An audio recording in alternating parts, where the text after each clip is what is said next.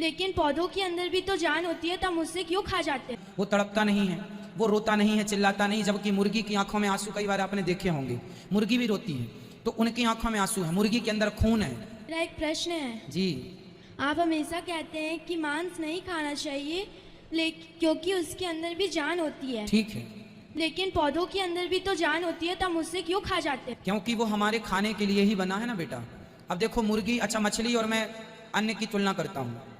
अब देखिए जो मछली होती है ना, उसे आप पानी से निकालते हैं अपने खाने के लिए तो वो तड़पती है, छटपटाती है। जबकि आप गेहूं को आप चक्की में डालते हैं पीसने के लिए तो वो छटपटाता नहीं है, वो तड़पता नहीं है, वो रोता नहीं है, चिल्लाता नहीं। जबकि मुर्गी की आंखों में आंसू कई बार आपने देखे होंगे।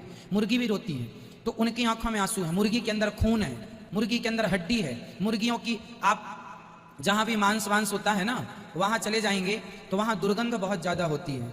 Let's analyze the humane reasons, the ethical reasons, and the pure vegetarians. They say that all life is sacred and no living creature should be killed. They fail to realize that today it's a universal fact that even plants have got life. So the main argument on killing living creature doesn't hold good today. Previously maybe, a couple of centuries ago it may have held some weight, but today it carries no weight. Then they further argue today and they say, yes, we know that plants have got life, but they can't feel pain.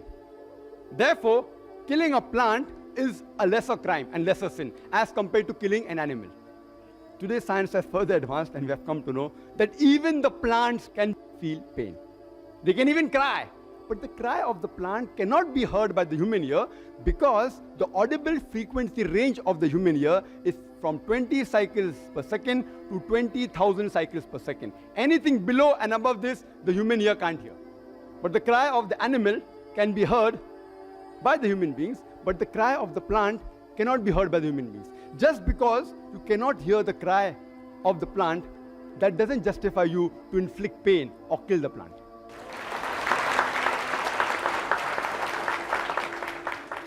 There was an ideological vegetarian who had a discussion with me and told me that, Dr. Zakir, I know that plants have life, they feel pain, but plants, they have got about 2 senses less as compared to the animals.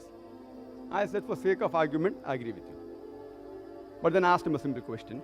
Let's suppose your brother is born deaf and dumb, cannot hear, cannot speak, 2 senses less. And when he grows up, and when someone comes and murders him, will you go and tell the judge, oh me Lord, give the murderer less punishment because my brother had 2 senses less? In fact, he will say, उसने तो मासूम को मारा है. He has killed an innocent person. Give him a bigger punishment. And further, if you analyze that in Islam, as far as living creatures are concerned, there are 2 types, broadly classified 2 types. Human beings who are living creatures and non-human being living creatures. As far as killing the human beings are concerned, Quran says in Surah Ma'idah, chapter number 5, verse number 32, that if any person, if anyone, kills any human being, unless it be for murder or for spreading mischief in the land, it is as though he has killed the whole of humanity. And if anyone saves any human being, it is as though he has saved the whole nation. If any person kills any human being, Muslim or non-Muslim, unless it be for murder or for creating mischief, Quran says he has killed the whole of humanity. If you save any human being, you have saved the whole of humanity. As far as non-human being living creatures are concerned, no human being should harm them unnecessarily, should not kill them unnecessarily for sports or for fun or for target practice. But if it is for your security and for your safety, you can stop them, you can even kill them.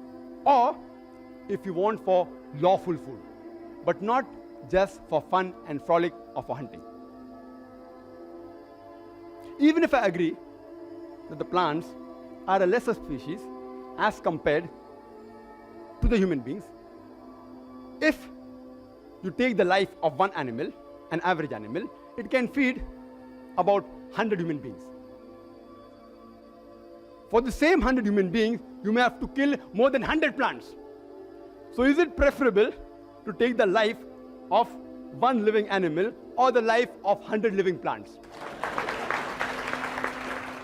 Which is a bigger sin? Is it a bigger sin to kill 100 human beings who are handicapped or kill one healthy human being? Which is a bigger sin? You decide for yourself. There is a vegetarian society by the name of World Foundation on Reverence for All Life. Most of the quotation which he gave is from here and from these three books. Most of them. Almost all. The name of the foundation is World Foundation on Reverence for All Life. They forgot to mention except plant life in bracket. And it says, all creation is one family. All life is sacred. What kind of an ideology is this? That you permit the killing of one family member, but do not permit the killing of the other family member. It's illogical and unscientific. You know, in America, there are vegetarian society who take students to slaughterhouses and they make them see the bloodshed and convert them to vegetarianism. It is like a doctor taking the young girls to observe and watch a difficult childbirth and then say, that's the reason you should not marry and should not have children. These are unethical forms of mind control. Unethical. Unethical. In fact, we should teach our children that when vegetables can be grown for food, why can't animals be raised for food? All life is sacred. I agree. Unnecessary killing them is wrong. But for a requirement, lawful food is permitted. Let's analyze the anatomical and the behavioral consideration. And there were a list of various things mentioned by Mr. Zaveri. You know, he was reading from paper at 100 miles per hour. I was trying to note down. How many disease? I, being a medical doctor, can answer, but how much can I answer? To name 10 diseases will take few seconds. To reply all 10 will take more than an hour. And here I listed a lot. I'll just try and tell you that if you go to authentic books, not researches made by ideological vegetarians, most of the answers are given on the medical aspect. Considering the anatomical and the physiological aspect, and he rightly said that if you observe the teeth of the herbivorous animal, the cow, the goat, the sheep, they have a flat set of teeth. They only have vegetables. If you observe the teeth of the carnivorous animal, lion, tiger, leopard, they have pointed set of teeth. They only have animal flesh. Not non-veg, animal flesh. They are not called as non-veg animals. They are called as carnivorous animals. There's a difference between carnivorous and non-veg. Non-veg actually is omnivorous. But if you analyze the set of teeth of the human beings, we have got flat teeth as well as pointed teeth. If Almighty God, our Creator, wanted us to have only vegetables, why did He give us these pointed teeth for what? And Mr. Zaveri said, these pointed teeth, they are not referring to the dog. They refer to the apes. He doesn't know the scientific meaning of the word canine. Comes from the root word caninus in Latin, which means of dog.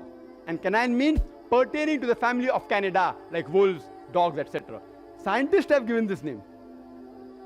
Canine, meaning pertinent to dog.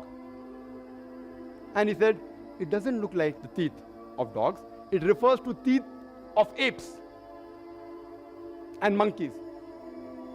I believe in agreeing with the argument and proving my point, then you disprove him. It's easy. Even if I agree, it's the teeth like the monkeys. Do you know monkeys also have non-veg? They have the lice.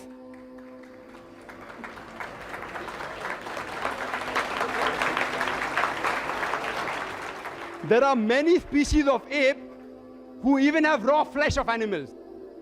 Many species of apes who have raw flesh. They're omnivorous. Who says they're carnivorous? They're omnivorous. They aren't pure veg also.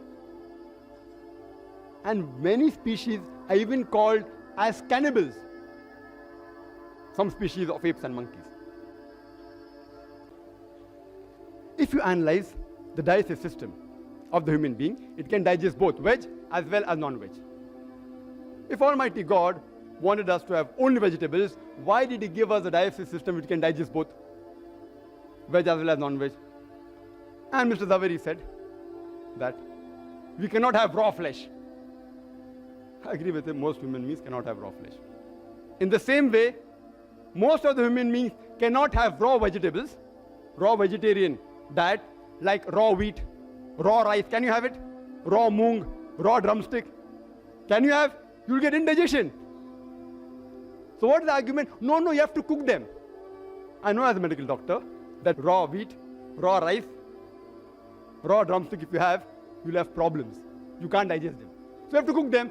Similarly with the flesh, we non-vegetarians, we cook them for easy digestion. But yet, there are certain human beings who even have raw meat. He gave the name of Eskimos. He didn't tell the root word meaning. The root word meaning of Eskimo, it literally means eaters of raw flesh. So there are human beings who even have raw meat. They are conditioned. Tomorrow if you are conditioned to eat raw wheat and raw rice, even you may be able to digest it. But most human beings cannot digest certain raw vegetables. That doesn't mean you should not have rice, you should not have wheat, that you should not have drumsticks. There are in the herbivorous animal an enzyme known as cellulase enzyme. And every vegetable has cellulase. And this cellulase enzyme helps in digesting the vegetables. We human beings, we don't have cellulase enzymes. Therefore, the vegetables we eat, the cellulase part remains undigested and we call them as fibers. It's undigested. On the other hand, there are certain enzymes like lipase, trypsis, chymotrypsis, which are mainly meant for digesting non-vegetarian food. If Almighty God did not want us to have non-veg food, why did He give us these enzymes? And the primitive man, as said by the earlier speaker as well as the chief guest, archaeological evidence shows us clearly the Homo sapiens, the Eskimos, the Australian Aborigines, they were non-veg. So why the change now? We have the same teeth, we have the same digestive system, and he has given a list of other comparisons which prove we can have veg. And I agree with that. Where did I ever say that you cannot have veg? A non-veg is a person who has the food of the animal products as well as vegetarian food. It's an omnivorous diet. He said that the liver and the kidney in carnivorous animal is large. In the human beings, it is small like the herbivorous because the animals have raw meat. Therefore, they have to remove the toxin on a higher level. We do it by cooking the food. Therefore, God gave us a small kidney and a small liver, which is sufficient to digest both cooked non-veg and also vegetables.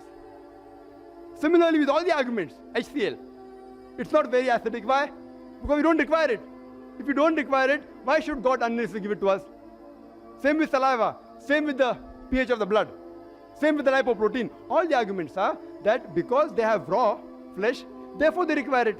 We don't require it. So why should God give us? Yes, it's required for digesting veg food and cooked non-veg food. He said carnivorous animals, they lick.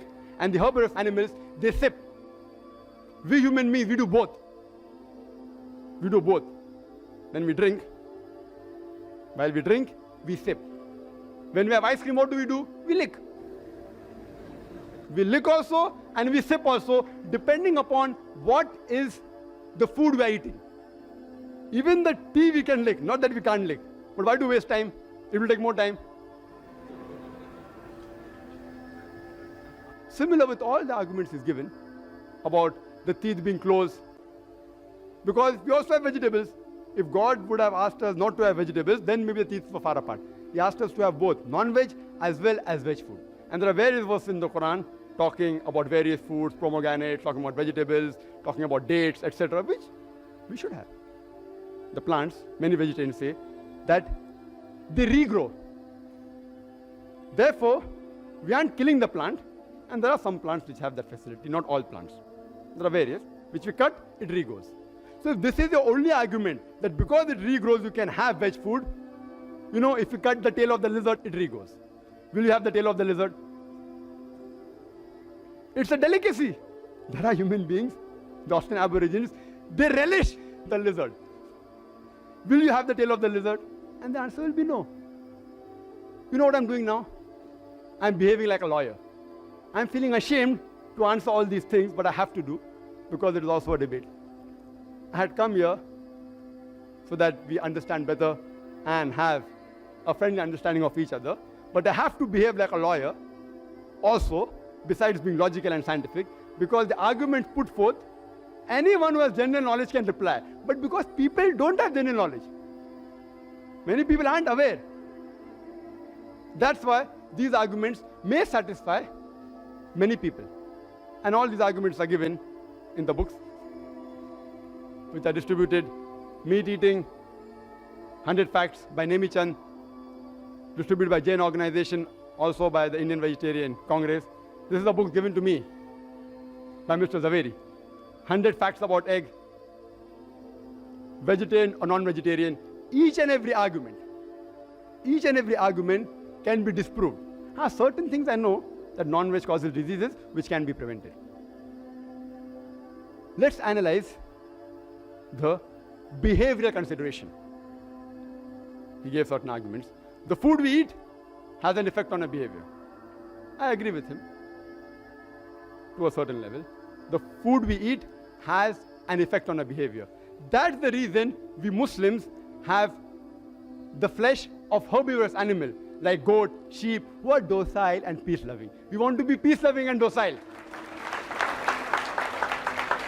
Don't have the meat of the carnivorous animal like lion, tiger, dog, pig, etc. And the Prophet clearly says all these animals are prohibited. We are peace-loving people. Therefore, we want to have animals which are peaceful. And countering argument, you all eat plants and you all behave like plants. That is suppression of the senses. A lower species. I know scientifically it is wrong.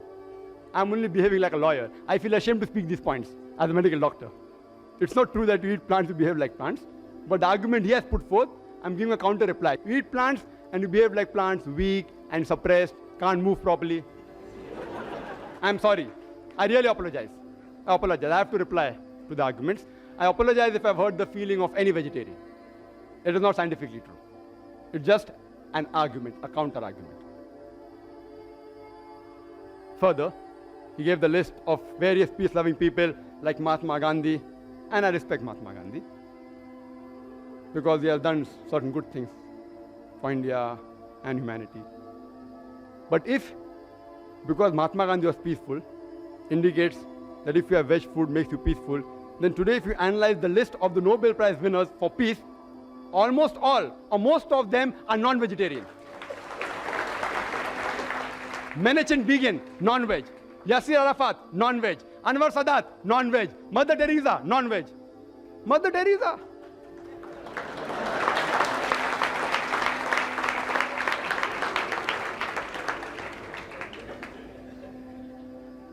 I want to ask you a simple question. Which man in the history of humankind is known maximum for killing maximum human beings? Can you guess? Hitler, Adolf Hitler. He has killed 6 million Jews. Was he a non-veg or veg?